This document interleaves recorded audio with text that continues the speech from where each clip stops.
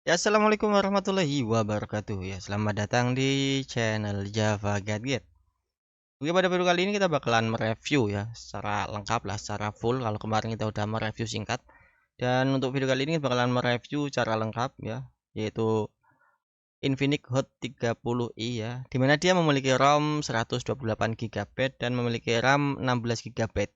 Dengan catatan RAM hardware itu 8 GB, sedangkan yang 8 GB itu RAM extended ya, atau RAM virtual, dimana kita bisa men-setting antara 3 GB, 5 GB atau 8 GB. Itu bisa kita setting di bagian setting. Tapi karena mentoknya dia di 8 GB, maka di dalam promonya pun ditulis 16 GB ya, karena 8 plus 8 di kemampuan maksimalnya ya. Oke ya, untuk performanya untuk HP ini dia sudah memiliki layar ya, kemampuan hash rate-nya antara 60 ya, hash rate 60 dan bentuknya di 90. Akan tetapi hal tersebut bisa kalian setting sendiri. Misal kalau kalian setting di 90 Hz atau hash rate 90, itu biasanya dia akan lebih boros baterai. Oleh karena itu ada baiknya kalian setting di 60 hash rate-nya, atau bisa kalian setting di otomatis. Maksudnya kalau kalian setting di otomatis itu hash rate-nya nanti akan secara otomatis menentukan gitu ya. Kalau sekiranya dia tidak terlalu membutuhkan hash rate yang terlalu tinggi, dia akan menggunakan 60 hash rate, dan jika dia memang membutuhkan hash rate yang lebih tinggi misal, jadi dia akan otomatis berpindah ke 90 Hz. Oke ya, seperti itu. Paham kan? Nah, sedangkan untuk Antutunya ya. Ya, sekarang kita cek dulu untuk skor Antutunya. Untuk Infinix Hot 30i ini dia memiliki skor Antutu sekitar 158.000, dan ini sudah lumayan tinggi ya untuk HP-HP kelas 1 jutaan ya, 1 jutaan, 1,5 jutaan. Dan untuk spesifikasinya kita coba buka di AIDA 64 untuk melihat spesifikasi lengkapnya. Nah, jadi di sini kalian bisa melihat CPU-nya dia menggunakan MediaTek Helio G37 yang bisa dimasuk chipset yang cukup baru ya dari MediaTek, dan dia menggunakan 8 inti, yang dimana 4 inti itu mempunyai kecepatan 2300 MHz, dan yang 4 intinya lagi dia mempunyai kecepatan mentok di 1800 MHz. Jadi memang tidak sama ya. Ya, dan untuk Android-nya ya, HP ini menggunakan Android 12 dengan OS yang menggunakan XOS ya. Dan ada pun untuk kekurangannya HP ini, ada beberapa kekurangan yang bisa tak bilang ya untuk OS ini, yaitu dia memiliki bloatware yang cukup mengganggu, di mana dia sudah terinstall beberapa aplikasi bawaan yang sekiranya sebenarnya kita nggak terlalu butuh ya, dan itu cukup mengganggu sih menurut saya. Tapi kalau kalian merasa tidak terlalu terganggu dengan aplikasi-aplikasi tersebut ya, bloatware yang ada, karena memang mayoritas sekarang rata-rata HP sekarang ya ada bloatware-nya ya, it's no problem gitu ya, nggak masalah. Dan yang kedua adalah yang cukup mengecewakan adalah untuk kemampuan gamingnya, dimana walaupun dia memiliki hash rate itu 90 Hz dan 60 Hz, akan tetapi pada faktanya untuk bermain game itu dia tetap patah-patah ya.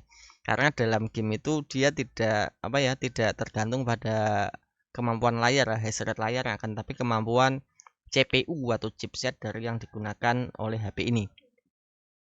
Dan karena dia menggunakan chipset MediaTek, mungkin ya menurut saya, karena dulu saya juga pernah memiliki yang namanya Infinix Hot 10 Play ya. Infinix Hot 10 itu juga sama. Dia kalau buat main game itu kayak ada delay-delay gimana, itu kurang nyaman banget. Dan bahkan di HP ini dia lebih parah ya. Jadi sangat-sangat di di bawah ekspektasi banget lah. Harusnya dengan chipset model baru dan RAM yang begitu longgar ya, 16 GB, harusnya buat main game tuh lancar sekali ya. Tetapi pada faktanya dia kalau buat main game itu patah-patah. Itu bukan game berat, hanya memainkan Mobile Legend. Dan untuk kualitas gamingnya ya, yang bagi kalian yang suka game Mobile Legend, itu dia hanya kuat di settingan high seperti biasa, dan belum support untuk settingan ultra ya. Berbeda dengan beberapa HP yang saya miliki seperti Advan GX, itu dia menggunakan chipset Unisoc ya, T816. Dia sudah support di resolusi ultra dan itu cukup mantep banget buat main game juga oke ya. Dan ini sangat-sangat tertinggal sekali menurut saya. Jadi bagi kalian suka gaming nggak tak saranin. Bahkan buat main PUBG Mobile ya, bagi kalian user PUBG ini sudah tak coba juga. Di settingannya itu hanya settingan-settingan standar banget, minim banget. Dan untuk resolusi HD ke atas itu nggak support. Dan itu sangat mengecewakan sekali ya. Entah apa memang saya yang salah download resortnya atau gimana nggak tahu. Tapi intinya kalau buat game Mobile Legends saja dia patah-patah, apalagi game berat-berat yang lain ya kan. Bahkan misal tak gunakan di mode HFR yaitu high frame rate, tak aktifkan, itu biasanya hanya dalam seperempat permainan bakalan patah-patah banget dan selalu muncul pesan untuk menurunkan hash rate-nya atau mematikan mode HFR ya. Dan untuk menurunkan juga kualitas kualitas gamenya ya. Mungkin yang asalnya dari high ke bawahnya lah, standar atau gimana.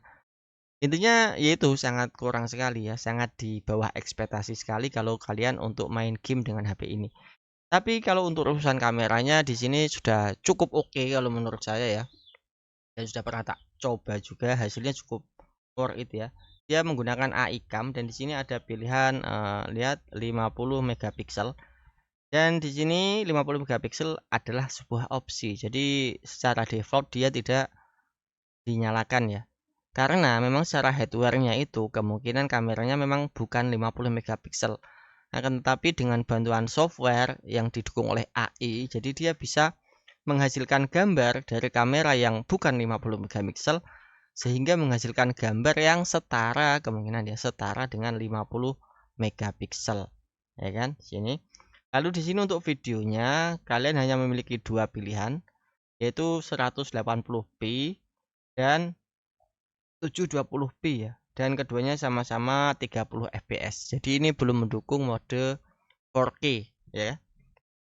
Belum mendukung mode 4K dan settingannya bisa kalian lihat di bagian menu setting, kualitas video lihat. Nah, hanya tersedia dua pilihan yaitu 720 dan 1080p 30 fps. Tidak ada pilihan yang lain ya.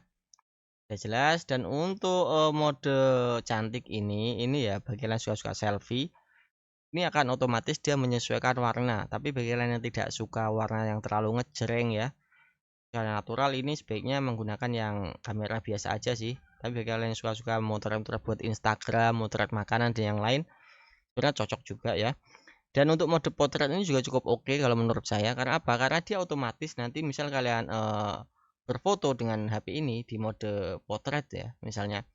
Jadi dia otomatis akan membaca wajah kalian dan membuat fokus langsung ke wajah kalian dan latar belakangnya itu dibuat auto blur gitu. Jadi fokusnya langsung ke wajah. Karena ini bukan wajah jadi dia nggak bisa auto ya. Harus ada wajah yang ada di depannya. Dan di sini ada apa? Kayak sejenis tutorial ya.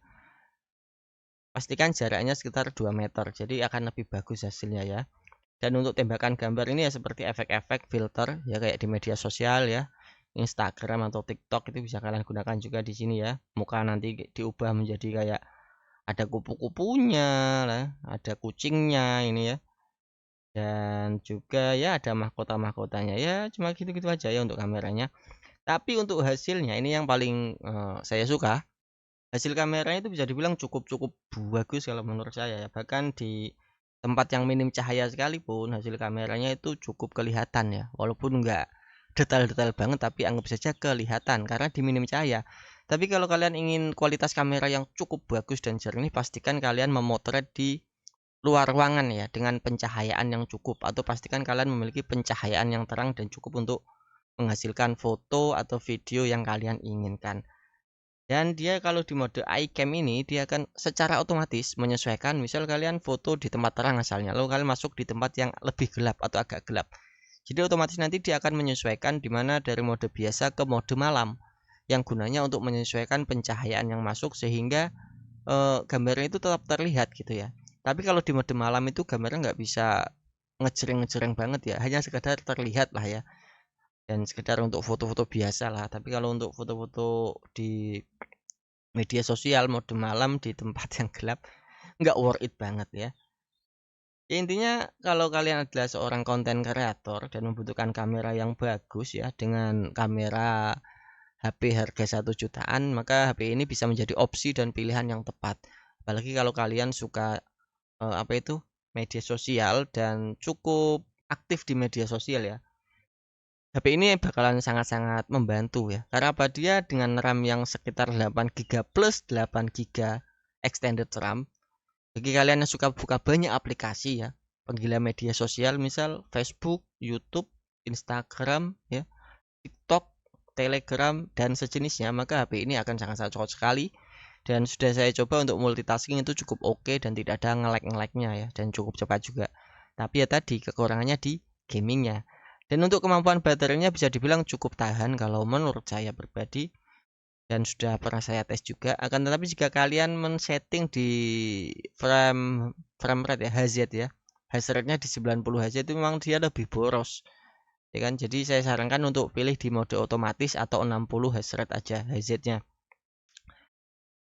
Dan untuk kemampuan ngecasnya ini sedikit mengecewakan kalau menurut saya, karena dengan cas bawaannya saja kita membutuhkan waktu kisaran 3 jam lebih untuk bisa mengisi secara full.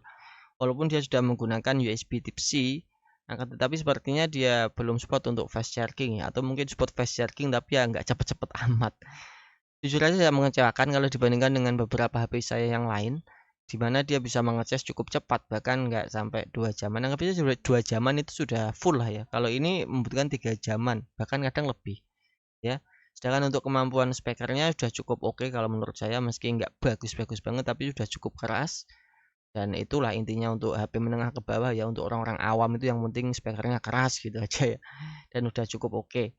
Jadi kesimpulan yang bisa saya ambil adalah untuk HP ini ya, setelah saya review dengan spesifikasi yang cukup menggiurkan pada awalnya dan cukup menjanjikan ya, dengan RAM yang cukup longgar dan juga penyimpanan yang lega dan juga kemampuan kamera yang tinggi, chipset terbaru, harusnya untuk berbagai hal itu harusnya sudah mencukupi. Tapi pada pengetesan pada faktanya itu untuk gaming itu masih kurang kalau menurut saya. Jadi kalau kalian membeli HP ini niatnya untuk gaming, lebih baik saya sarankan pilih HP yang lain yang mungkin masih sekelas ya, di entry level menengah ke bawah lah. Mungkin Itel S23 bisa menjadi pilihan kalau kalian untuk gaming. Tapi kekurangan dari chipset Unisoc yang dipakai oleh Itel ya sama seperti chipset Unisoc yang lain, sebagaimana Advan GX yang saya gunakan. Dia kalau untuk masalah gambar potret ya, potret dan video dan sejenisnya, intinya urusan kamera dia cukup lemah. Jadi hasilnya nggak bakalan memuaskan sekali. Tapi kalau untuk gaming dia cukup jago ya.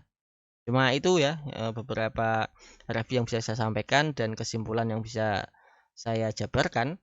Adapun nanti kalian ingin membeli atau tidak tergantung pada keputusan kalian masing-masing. Oke. Terima kasih telah menonton, dan jangan lupa support channel ini dengan cara like, share, dan subscribe. Dan see you in next video. Wassalamualaikum warahmatullahi wabarakatuh.